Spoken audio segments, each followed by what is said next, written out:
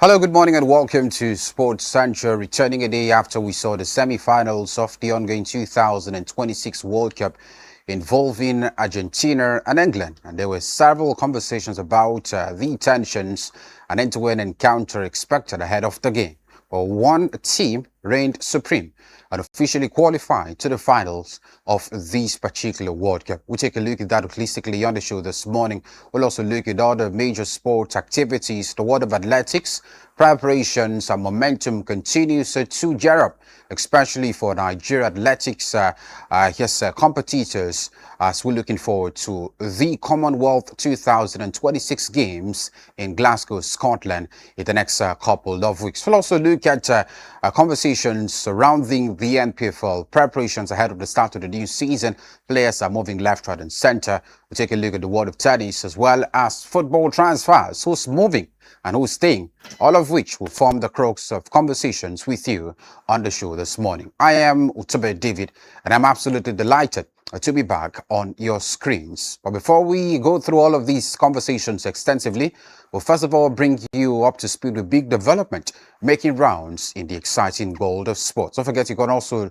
follow us every step of the way by going through our website. It is spectrumlive.ng, and you would definitely have a wholesome conversation with us on the show this beautiful morning. Welcome once again to Sports Central.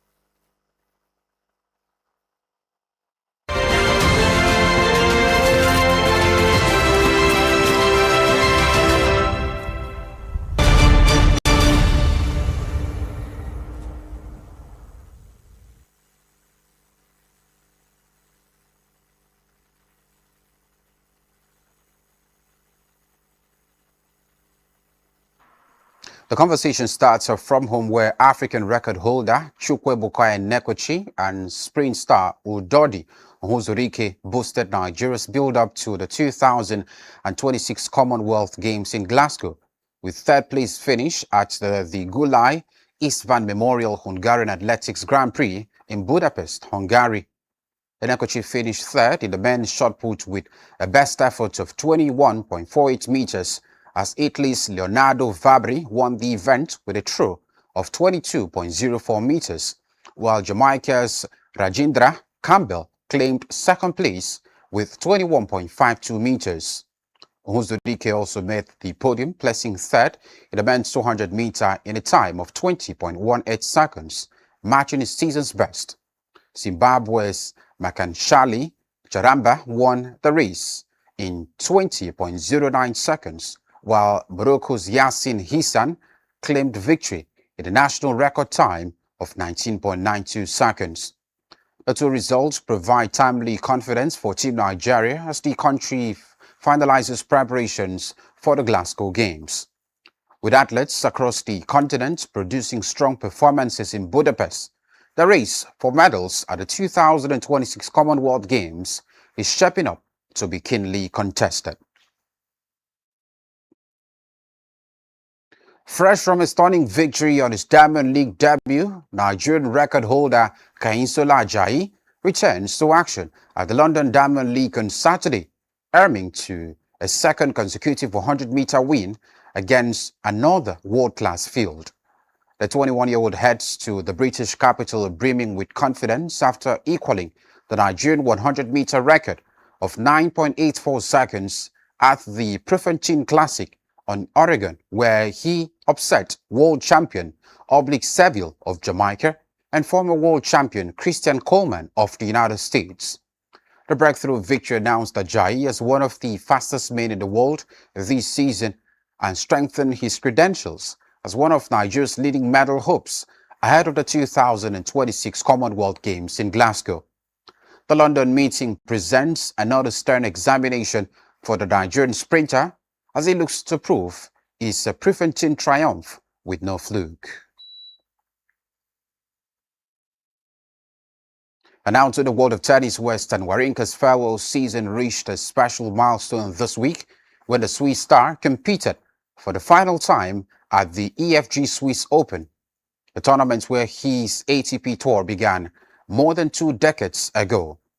The 41-year-old, who will bring his distinguished career to a close at the end of the season, made his tour-level debut in Gstaad in 2003. 2 years later, he reached the first ATP Tour final at the event, the beginning of a career that would see him become one of the most successful Swiss players in tennis history. Wawrinka's final appearance in Gstaad ended on Tuesday when he fell to Jaime Faria in 3 sets. Following the match, the tournament paid tribute to the former number 3 player in the ATP rankings with an emotional farewell ceremony. Nigeria maintained the unbeaten run in the 2026 African Nations Cup Qualifiers Zone 3, a main competition with a commanding 3-0 victory over Ivory Coast. The Nigerian team produced a dominant display to secure the straight set win, taking the contest at 25-16, 25-20 and 25-19 points after cruising through the opening set. The Nigerian side continued to dictate the pace in the second and third sets, leaving the Ivorians with little opportunity to stage a comeback. The victory extends Nigeria's unbeaten record in the qualification campaign and further strengthens their bid for a place at the 2026 African Nations Cup. With another convincing performance, Nigeria have underlined their credentials as one of the standout teams in Zone 3 qualifiers. Away from that to the world of football, where England were left heartbroken with their World Cup dreams shattered as Argentina struck twice late on to come from behind and win a dramatic semi-final in Atlanta. Thomas Tuchel's side looked on course to reach England's first men's World Cup final since their win in 1966, when Anthony Gordon gave them the lead in a feisty encounter after 55 minutes. Argentina, however, were inspired and turned the contest around when Enzo Fernandez struck a magnificent equalizer with 5 minutes left, before Lautaro Martinez headed in a stoppage-time winner for Lionel Messi's cross. England's wait for success goes on as they now face France in the third-place playoff, while Argentina will attempt to retain their crown against Spain on Sunday. And that's all we have for you this time. We took a very short break. When we return, we'll extensively have all of these conversations and much more on the show. Do stay with us.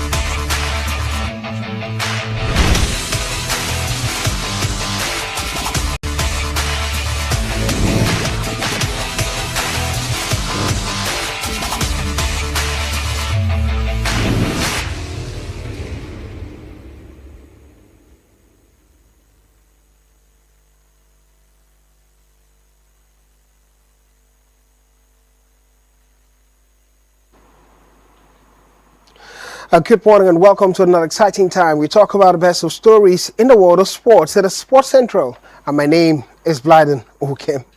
A day after a football refused to go home, after many anticipation, everyone has talked about it. They said this was the golden chance for the English national team, moving even further to the final with a foreign manager. And deja vu in history of football, a foreign manager has not won the World Cup before, and at this time, it's not going to be different. It's that conversation, a massive conversation we're going to have across the world of sport this morning, from athletics to the Swiss Open in the world of tennis. We'll also go a bit into the Nadia Open and the Croatia Open and the Athens Open in the world of tennis. And part of it, I definitely will have to do with the World Cup conversation football. Probably many looking forward to it. Lionel Messi adding up the numbers, showing, increasing his legendary status as he gave that wonderful assist that nailed England. Enzo Fernandez of Chelsea also being phenomenal in that match, surprisingly, for many Chelsea fans who think Enzo Fernandez that plays for Chelsea seemed like a different one compared to the one that's playing for Argentina. I'm not alone in the house. The guys are with me, with Devin Fonitina, ready for the talking point and build-up that comes with this one.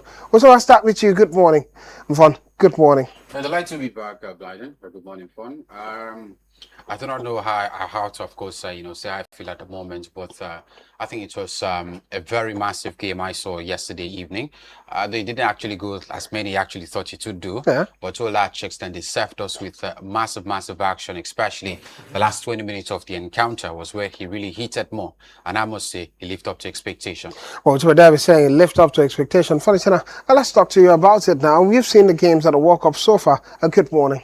Very sad night yesterday for a lot of football fans, the real football fans. What do you mean by the real football fans? Well, I'm excited. The English fans. I'm excited to be here to talk football. Well, Fonitina is excited to be here to talk football. We'll see how it pans out for him even further. We'll go because one key talking point I'll ask the guys would be which of the World Cup matches really stood out for them moving forward. But, well, let's do it anyway. I changed my mind on it. Let's look at the games. We'll go back to talk about football, but let's for the World Cup that's second place. I don't know which game really stood out for you at this World Cup. Well, I think it's actually very easy to put lots of games, but I think the one that catched me really was the game involving Argentina and Cape Verde. Maybe first will be about the very fact that I didn't expect such a performance by the Cape Verde side, especially when they were trailing 2-0. Secondly, I did also expect that even if Cape Verde scored in such a game, they will be able to close the margin on Argentina at some point and even stretch them to extra time before Argentina were able to, get past that particular side. If you watch that game, it was an end-to-end game. Cape Verde coming all out, playing with strength, playing with authority, not respecting the opponents as many expected it would be. So if you look at all of that, it was a game that will go down the memory lane as maybe one of the historic game, and not basically because the Argentina national team are up there, but the very fact that I think in a very long time we haven't had any African team that have matched Argentina the way Cape Verde were able to play against Argentina. So for me, it will live in my memory for a long time. Fonitina, the best game of this World Cup so far? But I think it has to be Norway against Brazil. I think it was a game where people didn't expect Norway to come out of the blocks in such fashion. You saw the way, even at the end of the match, Vinicius Jr. came out to say, we did not expect Norway to be on the front foot. They were not expecting to play counter-attacking football. But due to the way Norway approached the game, was different from Brazilians, and we also no one expected Norway to have such a very some would say convincing victory, because Brazil only had a very late penalty in that game. It was 2-0 at a point. So I would say that game really it showed me that everything is possible. I actually have two picks, but I'll go with that. I'd love to hear the second. It has to be you Brazil, don't need to explain. It has to be Brazil, Morocco. First game of the World Cup. I see an African team being able to go toe-to-toe with a power. Heavyweight in football. Into the World Cup. That's why I wasn't surprised in that game involving Norway.